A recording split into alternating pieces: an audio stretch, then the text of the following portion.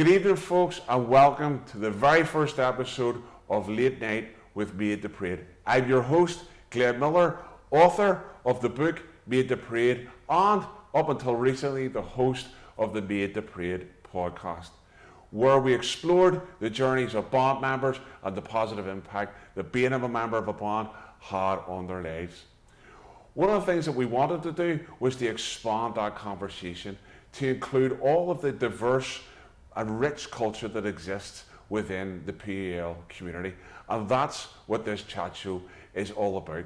Tonight you're going to hear from community activists, band members, bonfire builders, dancers, and you're going to get an insight into some of those positive aspects of our community. So sit back, relax, and enjoy this very first episode of Late Night with Made the Parade.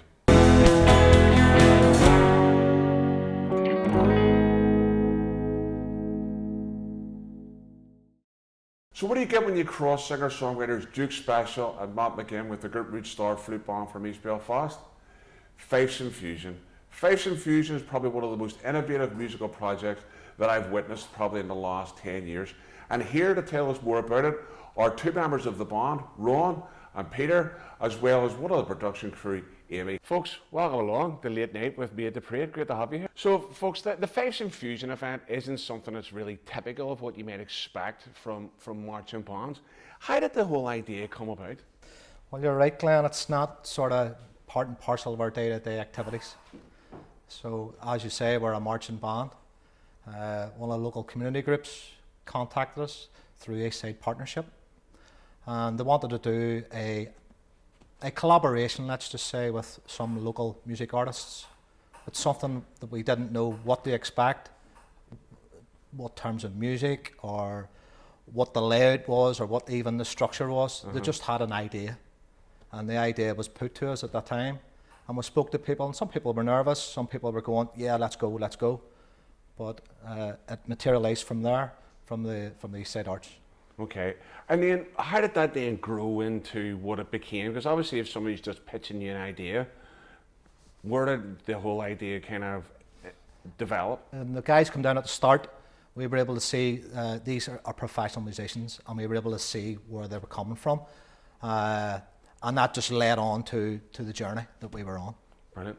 Amy, let's bring you in here in regards to your role in this whole development. How did that all come about for you? How did you feel about the whole idea of working with a band, especially a loyalist marching band? Well, for us, so I work for Eastside Arts, which is part of the Eastside Partnership. And this all started back, I think it was 2019, guys, yeah. Originally, which was pre-me. I didn't start working with the partnership until 2020, but originally this came about because the partnership, one of our aims is to sort of boost local talent. So it's not all about, your Van Morrisons and your George Best and the big names. Sure. It's about getting people that are there today and sort of platform and culture. So it was all about, I suppose, for us, that really interest in merging of band culture and, sort of, I suppose, more modern or I suppose maybe folk together. Then I came on board in 2020. So there was a first sort of iteration of it in 2019 with Duke Special and Chip Bailey, and sadly just with COVID and everything, it just sort of came to a halt. And then we picked that up again in the summer of 2021. Brilliant. I'm really interested in the whole idea of the process in regards to how that worked in regards to blending like the traditional tunes that come from the band and then blending that in with original pieces that Duke and Matt were writing. So how did you find that process? Firstly, the Duke Special has played on stage with the Jules Holland Show, and on the same evening Amy Winehouse was playing with the Duke, and Matt McGinn, he's had a #1 album in the RT Irish Church. So these are the caliber people that we had, and they seen us too. So the music evolved with them as well as it evolved with us. So that's one aspect of it. Okay. That's quite strange too, because I can remember when we first sort of discussed the second phase when Amy and Eastside Partnership had stepped in, and I think I actually spoke to Amy about this before, where when we listened to the track that was sent down, it was sort of like a demo of what we could potentially be doing. And when you listen back to it, I don't know whether you've listened to it recently, but it's nothing like what it was whenever we first started.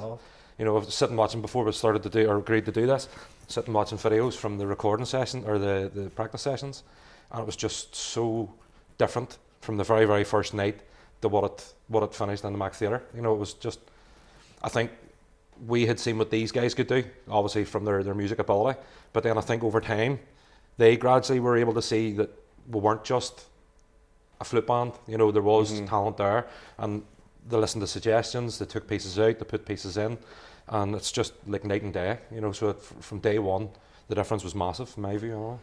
Initially, when the guys come down, they were down at our practice rooms, so they were getting a feel for us. They made up songs just down to Westbourne every Monday night. Right, okay. Exactly came from those conversations down at our band hall.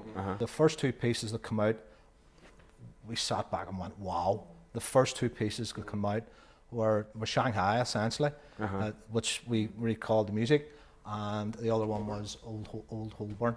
And when they come down with the words there about going off to America and sitting on the outbacks of America and stuff like that, and even the band down to Westbourne every Monday night and all that those lyrics all come out of that, and we just sat back and went, this is... One of the things that come out of this as well was the introduction of a choir. In terms of, I don't know, obviously I don't know why it was part of the original plan, but I know that's something that you developed as a result of this ongoing creative process. What was that like, and what was motivating bringing that into this creative environment? Well, so it wasn't part of the original 2019 plan, and when I had come on board, I was actually having a chat with Chip Bailey just about, I suppose, my experience of growing up with flute bands. And I remember being 7 years of age, and every band that went past was all men. It was all men, apart from the CLB, which is what I joined in Newton Orange, because they were all women. And my daughter. Yes, and Ron's daughter.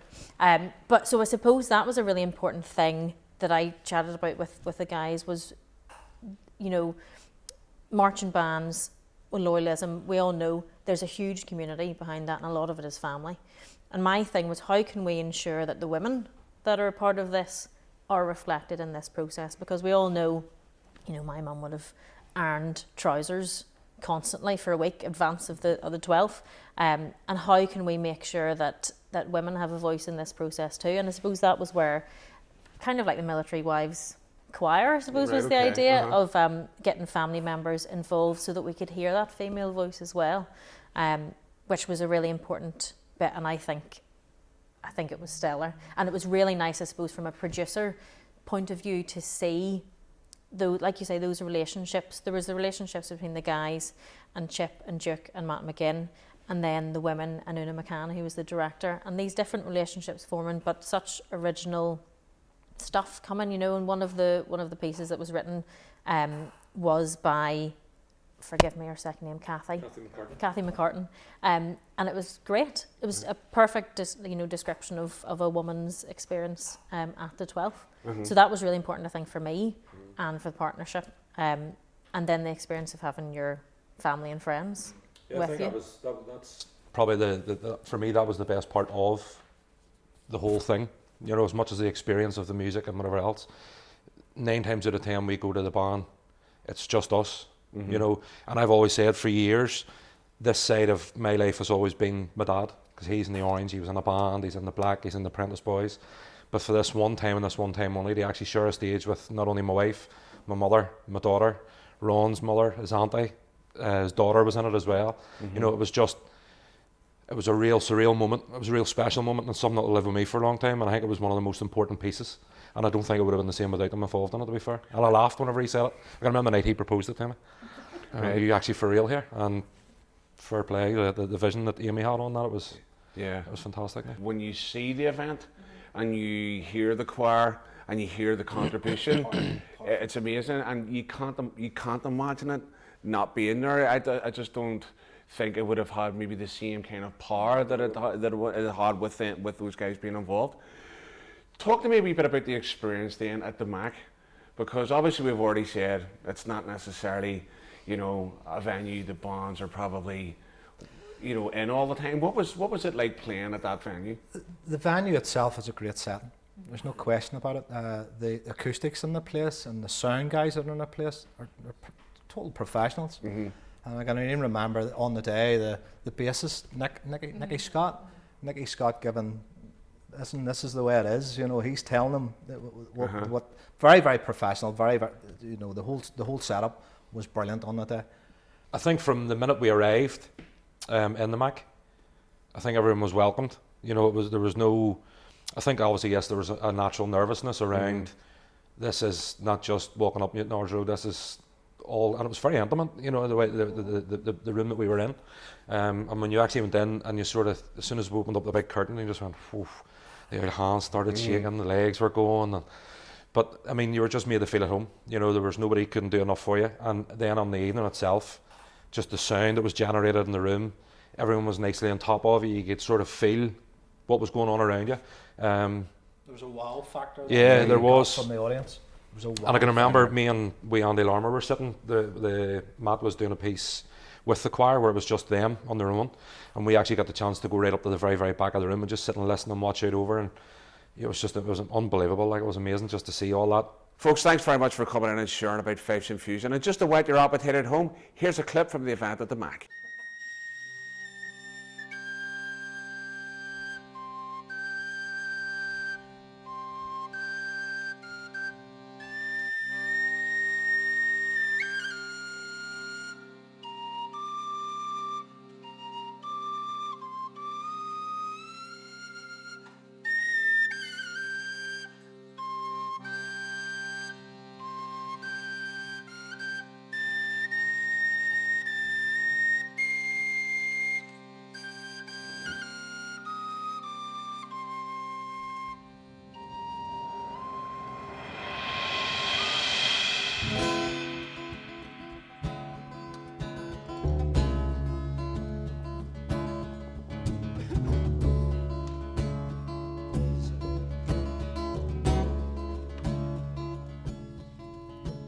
On wooden ships and mother's tears, I left East Belfast ringing loud and clear.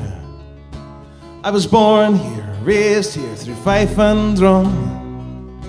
Now I leave these shores, who knows what I'll become.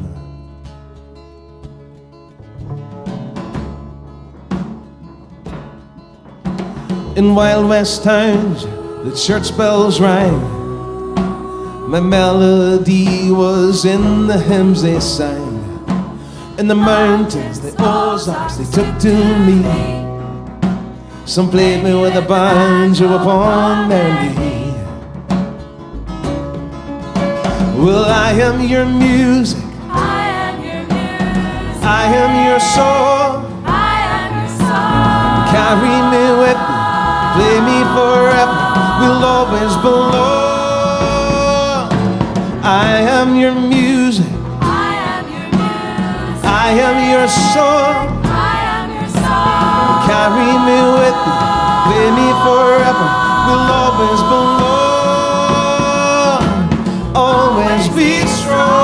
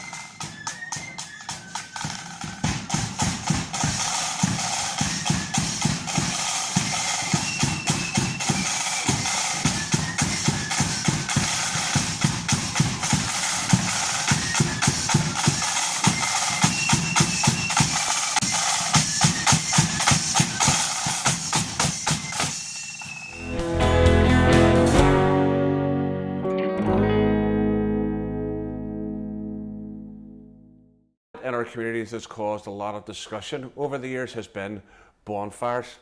And there's been a lot of work done by communities to change the perception of bonfires, how they're organised and how they're regulated. One group that's involved in this is Randalstown Inspiring Cultural Awareness Association, and I'm delighted to be joined tonight by Wendy and Darren. Wendy and Darren, you're absolutely welcome on Late Night with Maids Parade. Great to have you here. Thank you very much, Glenn, and thank you for the opportunity for No both worries. Wendy and I to come along tonight. Brilliant, thank you. So, you've been a part of this group in terms of seeking to change how bonfire events are organised, regulated, etc. How did that come about for you? How did you end up getting involved in this side of things? So it goes back, Glenn, to early 2017 when there was a collaboration of community representations and representatives came together to discuss about bonfire and positive culture based around it. And there was a growing voice within the community who said we wanted to change it and grow it into a very much more positive aspect. And we wanted to engage proactively with those at that time was the bonfire builders. So what we done was we brought the people together in terms of the bonfire builders and the community stakeholders. We had a series of dialogue and conversations based around that would make bonfires safer, more inclusive and more environmental friendly. Brilliant. And then, so what were some of the issues then? You've already mentioned some of them, but what were some of the wider issues that you felt needed to be addressed? Well, Glenn, certainly antisocial behaviour is high up there, and as we see across many bonfires and many communities, in fact, antisocial behaviour is rated as quite high. So it was certainly one of the things we wanted to address, and by doing that with community dialogue, with involving youth and with involving all partners in that. So we actually have a July Festival committee set up with 10 to 12 organisations within the local area to ensure everyone's voice is heard.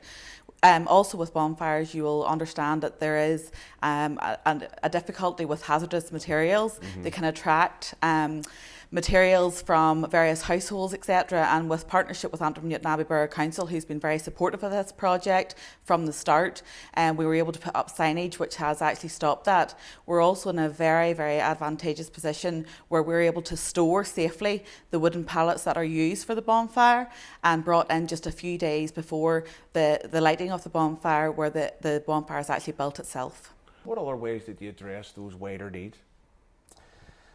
Well, when we done a community impact assessment, Glenn, there was a very clear picture was presented to us. So both Wendy and I, within our respective organisations, wanted to provide the opportunities, but we wanted to make it more formal settings, and we could feel the energy coming from the young bonfire builders that they wanted to be involved more in that in a formal setting. So as Wendy alluded to there, we set up the formal stakeholder group, which involved local stakeholders, but also the statutory bodies of Antrim and Abbey Borough Council. And together, we after some dialogue and discussions, we created a investment for the area, which was environmental friendly, re-imaging and a complete redevelopment of the area, which secured almost £750,000 into the area.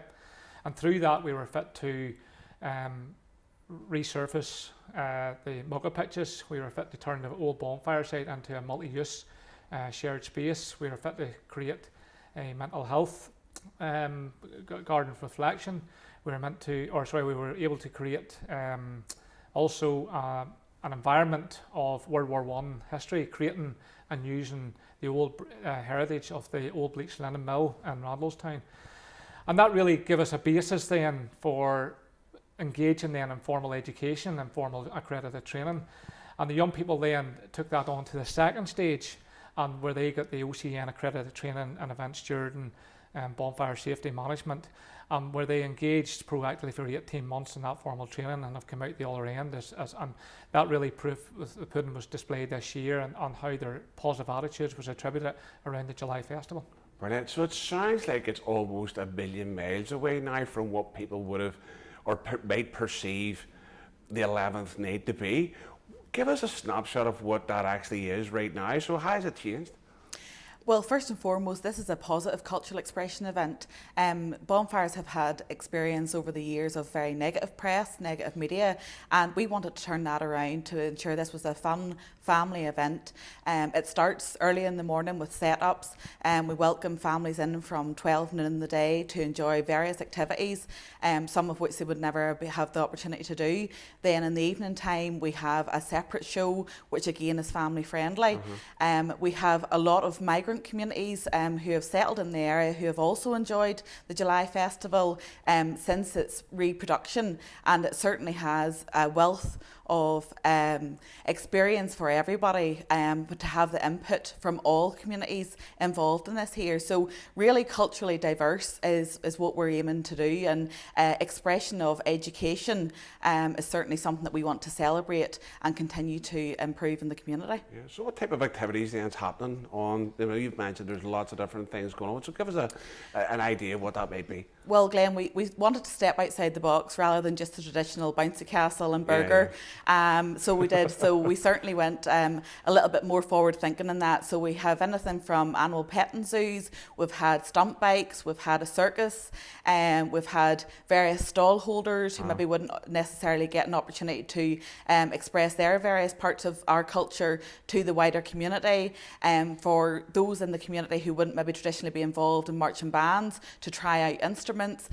So it's a really, really fun, interactive event, and that's what we want it to continue to be as. And so it looks like you've tried to find opportunities for people to understand what really happens here and get a lot more first-hand knowledge rather than just going on sort of hearsay and perception, yeah? Absolutely, and for us, it's been very, very important that we have captured that. We have drone footage of a couple of the events now over the past couple of years, and really captured the whole July Festival. And that has not only just been one day, we have workshops pre the festival on historical events, explaining to the community. All are open and accessible to all, and all are free, kindly funded by Antrim and Abbey Borough Council and other funders as well. Brilliant. So what has the response then been from the likes of the local and the wider community in regards to this? Because obviously if you're making big changes like that, people are bound to notice and bound to be telling you, listen, this is either great or what's happening here. Or what's the story there? Yeah, Glenn, I suppose that can be measured by the growth and impact and the volume of people that have came. You know, this year there we had clicked in there to the festival on the 11th of July, almost 8,000 people. Wow. And as Wendy alluded to earlier on, the diversity within that community and people attending was fantastic to see, and the engagement and the positivity, you could really feel it in the air. So we've really created a festival which is inclusive, is positive, and sustainable, and it's been supported by the community in its entirety. And as Wendy alluded to there, in terms of funding by Antrim and Abbey Borough Council and all our outside funders. And we want to keep growing it. We want to grow it with the youth of tomorrow and really take them down that path of formal education and positive culture. It definitely sounds like you've tried to take that whole idea that we're trying to focus on here on Late Night with Made the Parade, which is that we have positive history to share. We have positive things about our culture that we want you to experience, and that gives us a very positive outlook for the future as well. So well done, folks, in terms of the work that you are doing. I know, having seen some of the footage and things like that, they're absolutely extremely impressed. But as they say, folks, the proof is in the pudding. And let's take a drone's eye view of what happened in Randalstown during the July Festival.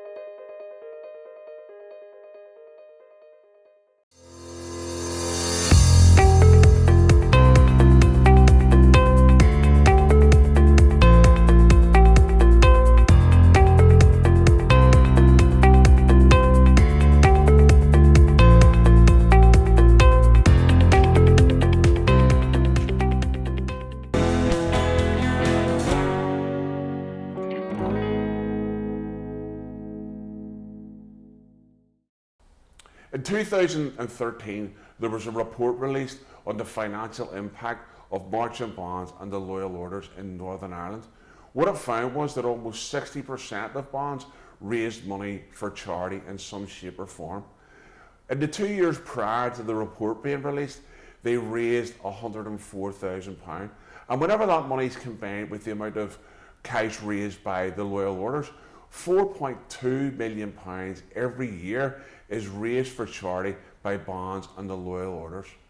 One of the bands that's well known for this type of work is Pride of the Raven Flute Band in East Belfast. I'm joined by long-standing member and current secretary of the band, Nigel Booth.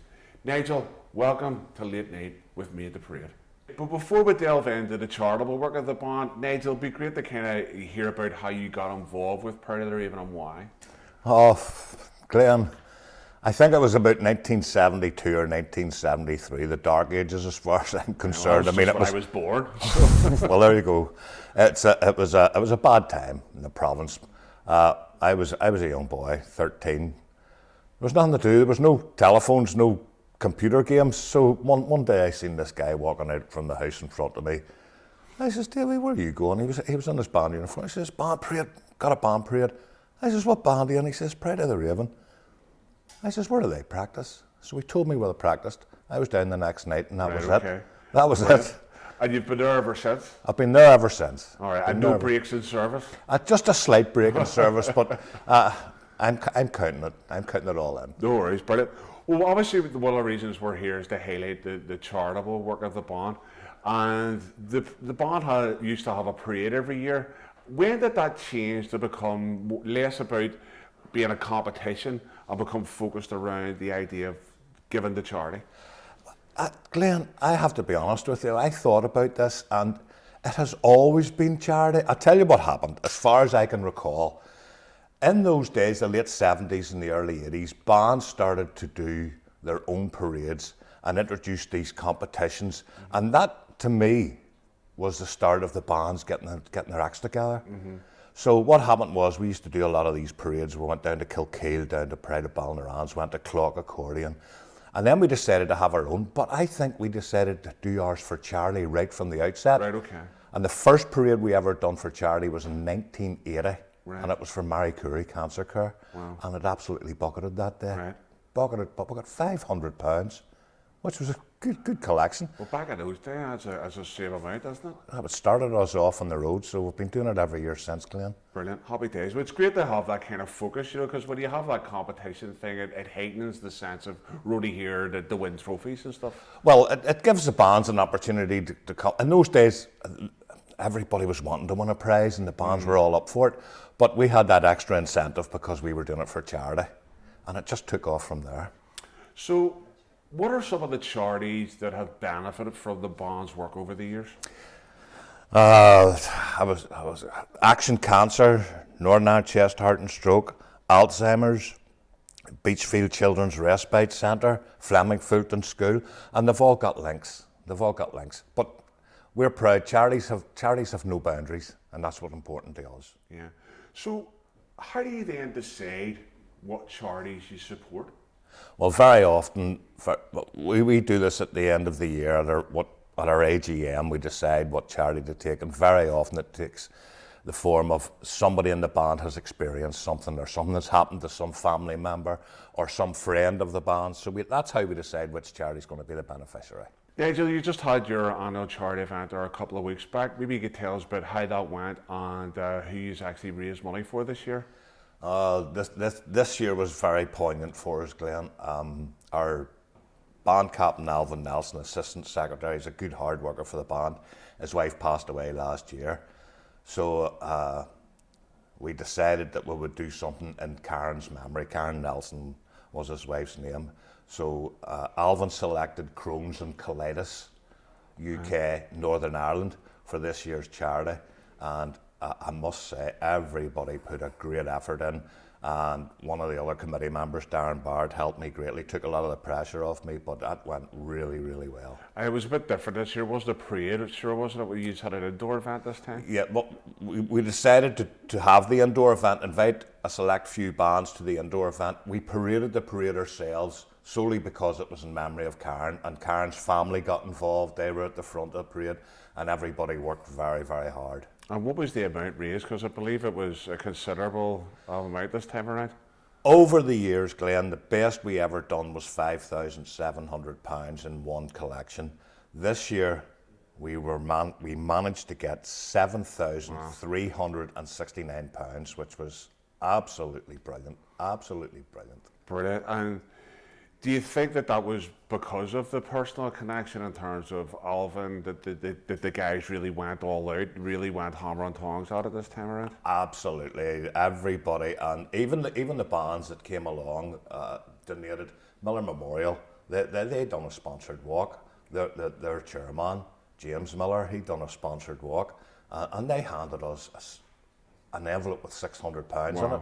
The band had previously been to Scotland to do a parade a few weeks previous to that, and we managed to get £330 there. So they were very helpful, and everybody just worked very, very hard. Brilliant. And why do you think it's important for the band to give to a charity every year? I mean, what motivates that? Well, I think it's taking it right back to 1980 when we decided to give the money to charity at our competition. We decided that we would do that every year. The Pride of the Raven pride themselves, if I can say that, on the fact that they only ever done, to my belief, one collection to get the band started, and they always said that they would not do that again. They would fly by themselves. But whenever we started that collection in 1980, I believe cumulatively we have donated £120,000 to charity over those years. Crazy. But you think about the numbers, every year. In terms of money that's raised, that's a considerable amount of cash to be handed over, and I don't think bands get enough credit for the charity work. It's not that you do charity work to get credit for it, but I think with the viewpoints that exist in terms of what bands are supposed to be like, it kind of flies in the face of popular perception, doesn't it? It does. Don't get me wrong, you're quite right. You don't do it just to get recognition, but it would be nice to get a little bit of recognition from somewhere. However, we get the pleasure ourselves. I mean, it's a mood changer, isn't it? Yeah, definitely. It's a real mood changer. You're doing something worthwhile, and it doesn't matter who it's for. There's always somebody worse off than yourself. Right, well, Nigel, I just wanted to make sure that we did highlight, one of the bands that does a lot of positive work in this area, and I can't think of a better band to highlight than Pride of the Raven, so... Well, thanks very much for that. I'm disappointed I didn't get any makeup. Listen, maybe when we do this again, we'll get you some makeup, we'll get you a wee green room set up and everything as well. But I just want to say, obviously as a member of the band, I'm proud to be a member of the band. I'm proud to be associated with the work that it does, and long may it continue. Thanks very much, Glenn, for having me down. Not a problem at all. Thanks, Nigel.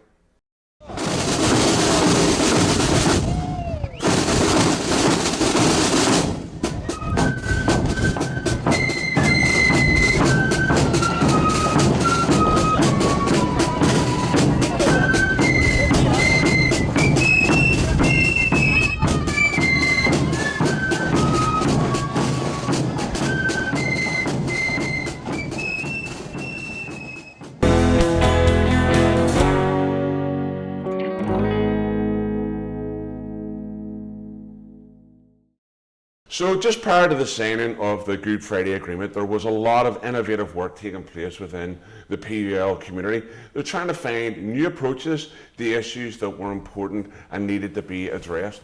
One issue that really came to the fore was community summary justice, and at the forefront of developing an alternative approach to that was my next guest.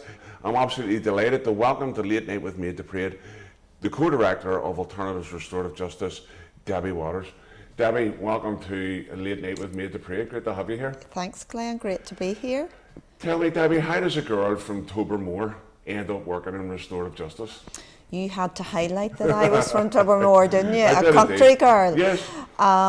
So yes, I grew up in Tobermore, a small loyalist village in mid-Ulster, and I suppose my journey on restorative justice really started as a teenager involved in church and really committed to a different way of working with vulnerable and disadvantaged communities through that faith lens. But then after studying at Ulster University and gaining my degree, I actually married and moved to the States and moved to a town in northern Indiana. And at the time I didn't know this, but in that town, the very first restorative justice program in North America, started by Hard's Air, was smack bang in the centre of Elkhart, Indiana, where I was going to spend the next 5 years. Wow.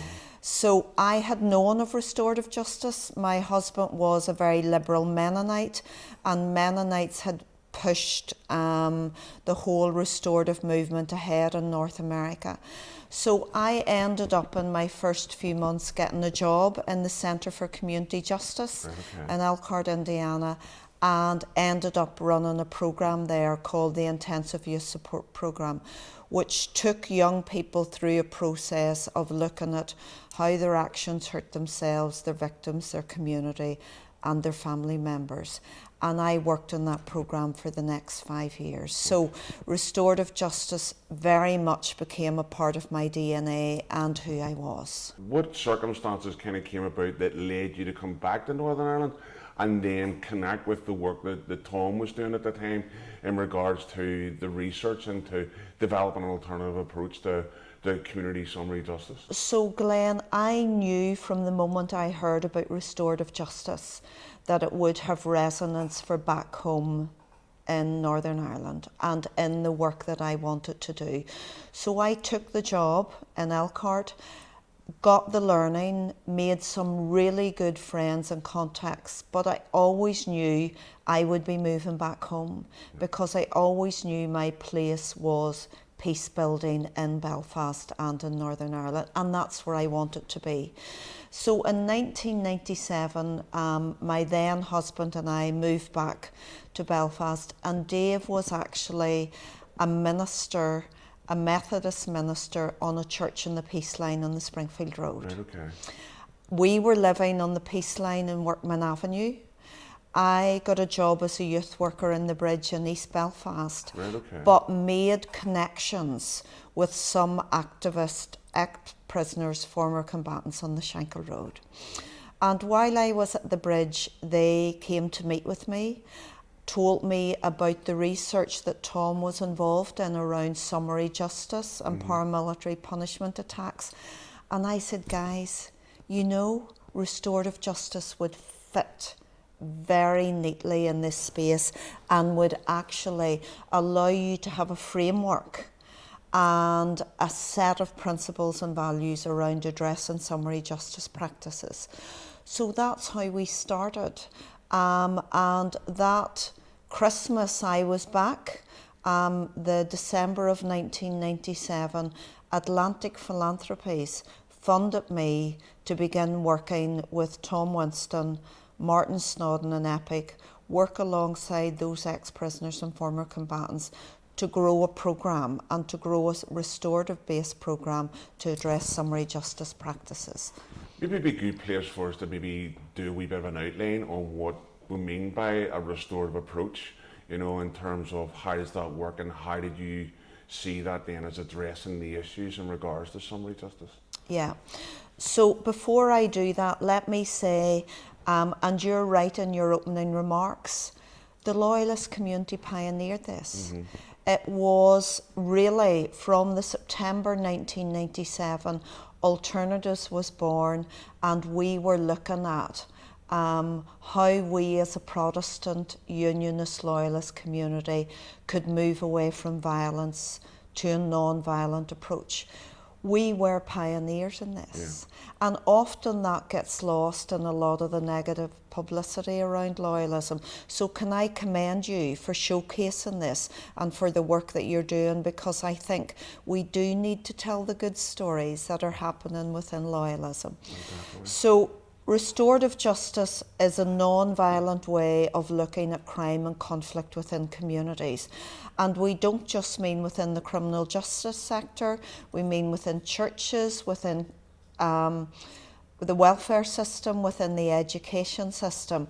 And what it really means is that if someone's involved in crime or conflict, restorative justice provides a framework around humanising that. So it's not about breaking a set of rules, it's not about breaking a rule within the state. It's really about saying, if you've been involved in conflict, who have you hurt? How have they been hurt?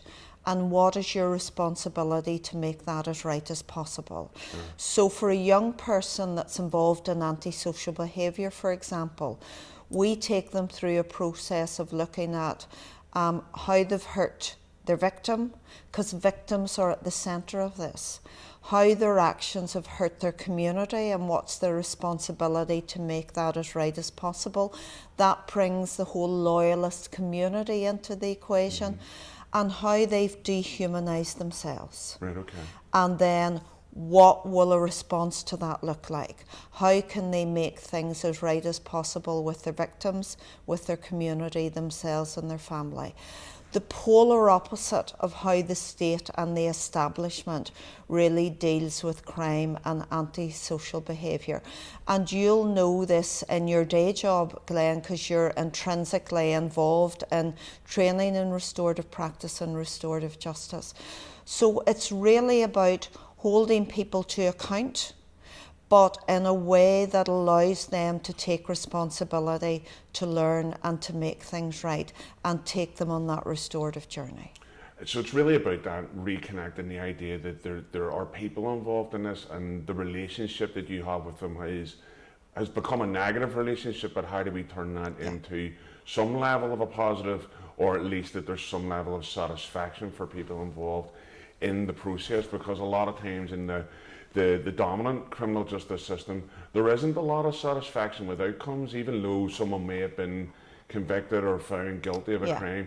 There's sometimes that real lack of satisfaction in terms of, well, is that enough? Yeah, I mean, you're right. What we know from restorative interventions around the world is that initially most victims want vengeance. But actually, when you begin to work with them, what they want to know is, why me? They want answers. They want to have a voice in the process. They want to be able to articulate their needs and have those needs met. The formal system often doesn't do that for them. And what we know is that many young people will say, but I didn't know them. And we will say, but because you hurt them, you've created a negative relationship, and your responsibility now is to turn that into a positive. So you're right, it's much wider. It's about the wider community. It's about healing broken relationships and damaged relationships. And the fact that loyalism is led on this, I think that story needs to be told. Definitely. And how has that developed then over the years? Obviously, I feel a wee bit almost fake asking that question because I have a fair idea of the answer and stuff, but maybe a better way of putting it is, what was the initial response from the community whenever you started to implement the approach, and how has it developed over the years? Well, Tom Winston's piece of research included everyone. So it included people involved in paramilitaries, it included talking to the police, it included victims, it included community members and people involved in crime and antisocial behaviour. Everyone was interviewed at that stage. And to be honest, Glenn, in the early days, we took the very traditional approach around criminal and antisocial behaviour. And so everyone was saying, even though they didn't know about restorative justice, everyone was saying, we need a human response to this. Yeah. So the whole human response emerged quite organically from the bottom up. And people were saying, beating and shooting isn't working, and the criminal justice response isn't working. We want a community human response. So when we began to do that within communities, we realised this is resonance elsewhere. Yeah. So very quickly we began to work with young people in schools because that's where we could meet them. And the school was saying to us, we love this. We think this would help us with issues of conflict within the school. And issues around bullying, so that kind of very adversarial approach. So we took restorative practice into the schools. Right, okay. Very Yeah. good. A local social worker in the Shankill heard about us and came to us and said, we think this could help us with our dysfunctional families. Families are struggling. So in the first 10 months, we began taking referrals from social services. All of that was very organic because at that stage we hadn't really researched restorative practice and what that would mean for us. We were still quite focused on the whole justice element. Sure. So it grew very organically for us within loyalism. But that's what I love about us, because we weren't taking a model off the shelf. We were actually growing it very intuitively and very organically within the Shankill community. So probably within the first year, Glenn, we were working not only within the justice field, but within schools, within churches, within the community and with social services. And people were saying, we don't want this just through a justice lens. We want it through a well-being lens. We want it through an education lens. We want it through a faith lens. And so we began to widen out. The community loved it. Can I say that? We didn't have pushback from the community. We had pushback from the establishment. Right, okay. The establishment were saying to us, we know you get really good results, but why are you getting good results? Are you getting good results because you're too close to the paramilitaries? Right, okay. And so they placed an embargo on us. Right. And we were embargoed because the establishment and the Northern Ireland office called us novel and contentious. Right, okay. Why I think we were embargoed is because for the first time ever, somebody was making a difference when the police couldn't. Right, okay. When the establishment couldn't, when the justice system couldn't, and people began to get quite frightened. What I love actually about us being embargoed, and it wasn't that I loved it, but the positive thing about it was we thought we must be doing something right here. Yeah. If the establishment's afraid of us and how well we're doing, restorative justice and the way we're doing it is sending out a clear message. You cannot do business without communities being empowered, without loyalism being empowered, and without activists being involved in this process. And for us, that was a beautiful thing. It was a beautiful thing that people were standing up within loyalism and saying, these are our issues and we want to be involved in solving them and in making things right. Nabby, thanks very much for coming in and sharing about the work. Absolutely delighted to have you on and delighted to highlight the work of Alternatives Restorative Justice. Thanks, Glenn. Thanks so much.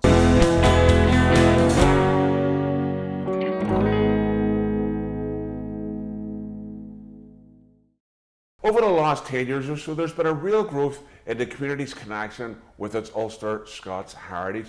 And one art form that has really benefited from that is Highland dancing. I'm joined by Georgina Carter from Solace Highland Dancers to explore that further.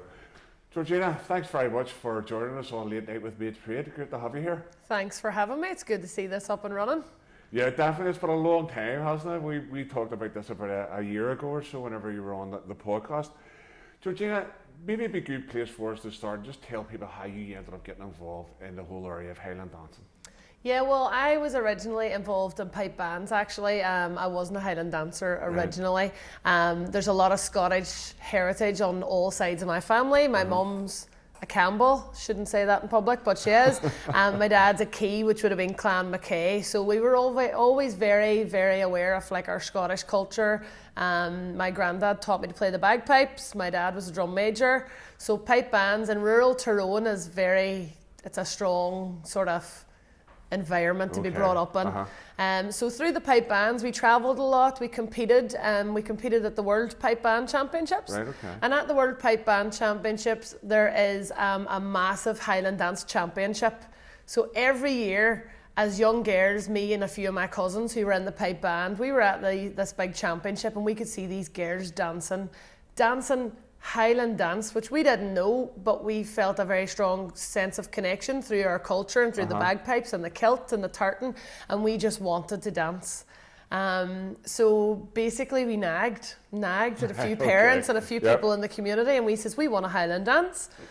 No tutors in Northern Ireland. I think at this stage there was one dance school in Belfast who were Bright Lights, but I mean, your parents, before you've even tried to dance, they don't want to drive you to Belfast every week for a dance lesson. It wasn't happening. So it was a total coincidental conversation, I suppose. It was actually at one of the parades in Londonderry. My father ran into a Scottish soldier, and Scottish soldiers have to Highland dance as part of their military training for their fitness. So he kind of tongue-in-cheek said, go on, come and teach these girls a few steps, get them going, and he agreed. So that guy was called Ian, and he came to our small tin hut of an orange hall in Breedy for 6 weeks, and then we just basically got the bug, got started dancing, and he was deployed away. End of Highland dance lessons, just as we kind of got the bug. So being a young group of hyper girls who just wanted to dance, we got in contact with a tutor from Fife called Misha Dodds, and Misha agreed to fly over every weekend to teach us to dance in Breedy, and she did that for 9 years. Wow, and that's how we got going. That's how you get going. And then from there, you formed Solace Highland Dancing. Talk to us a wee bit about how that developed then. So we really were just a group of like a half a dozen girls, me and a few cousins and a few friends. It's a small village in Breedy. But when Misha came, it grew quite rapidly. So Misha taught Friday, Saturday, flew home Sunday. And as she taught, she also put me through my teacher training. So very quickly, Misha got us up into competitions, and we had to travel to Scotland for our competitions, got me through my teacher's exam. And then basically it was on me to build Highland dance basically in the Northwest. So as soon as I got my teacher's exam, I left school, I done a dance diploma in contemporary dance, and then I done a contemporary dance degree. And I thought, no, I'm going to try and do this full time. This Highland thing's getting busy. So I just taught Highland dance full time. And since then I've trained another 11 teachers. We've got 7 more hoping to qualify very soon. So it's just massively exploded since then. Brilliant. And how many young people or people are actually involved in Solace now then? Solace is one of the biggest schools we have here in Northern Ireland. So myself, I teach about 200 kids a week. We also have an education project which works directly in schools with boys and girls, primary school age, and that's got about 1,000 pupils. Whoa, Then we've another 10 tutors who are working flat out as well, so we've find a struggle. We really struggle to keep up with the numbers. So it's safe to say it really has exploded into something maybe bigger than you ever imagined? Bigger than I ever imagined. I just milked this as in I'm not getting a real job. I'm just going to do this as long as I can. And I'm still here 20 years down the line. It's just got really big. When I started dancing, it was a small group. There was no competitions here. You know, we really were new, fresh-faced. Now we have regular competitions in Northern Ireland. We have a lot of dance schools who are very active. So it's great. And there's more to come. Brilliant. And one of the things that we're obviously keen to highlight on Late Night with Me at the Parade is the positive aspect that the activities, you know, bring to those who are participating. What would you say those are? I'm so biased to Highland dance. Like, if I had my way, every child would have access to Highland dance tuition. The discipline, like, we don't have any bad children in Highland dance, literally, because you have to work hard, you have to be independent. And I know in a lot of sports and in a lot of bands and things, it's nice to be a part of a team. And to a certain extent, you are part of a team when you come to Highland dance, but on that day of a competition, it's you on your own, and that's it. It's a real difficult art form to learn. And there's a lot of scientific research about how Highland dance is using both sides of the brain in equal measure. It's got huge complements to early years learning and brain development. It's just, as I say, I'm biased, but I just think it's the best thing for children to be involved in. Brilliant. And what are your hopes then for Solace for the future? Well, I think the first priorities was let's build Highland dance, and I think we've really achieved that. We do need more teachers because there's still a very high demand. Looking forward now in the future, well, looking back, firstly, I suppose we've achieved a lot. We've travelled a lot. The dancers have been to America, and you know the standard is getting better. But as I say, going forward, we want to be closer to the competitive standards of other areas of the world.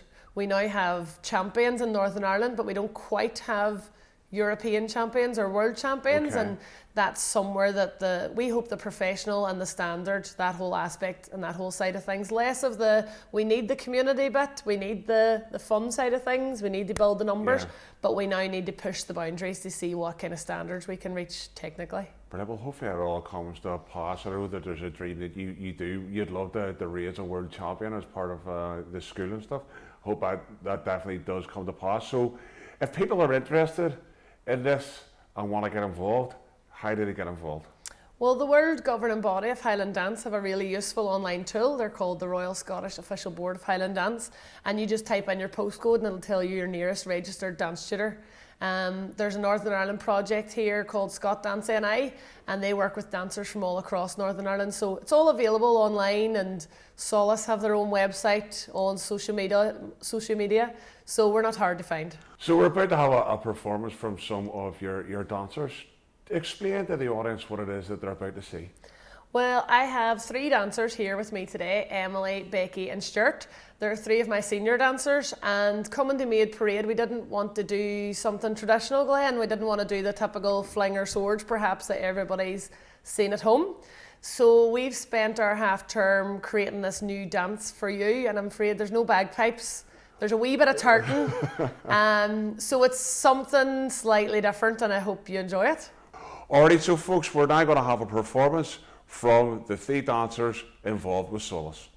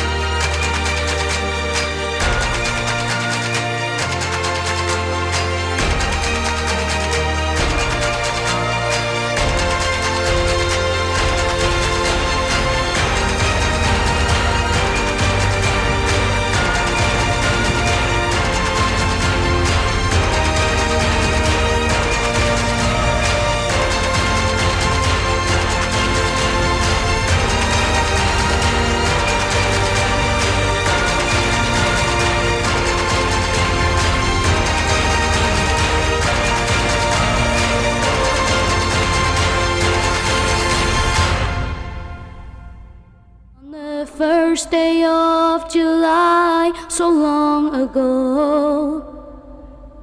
All the deeds that they have done, the glories they had won, we'll remember as long as the bright red poppies grow. We'll remember as long as the bright red poppies grow.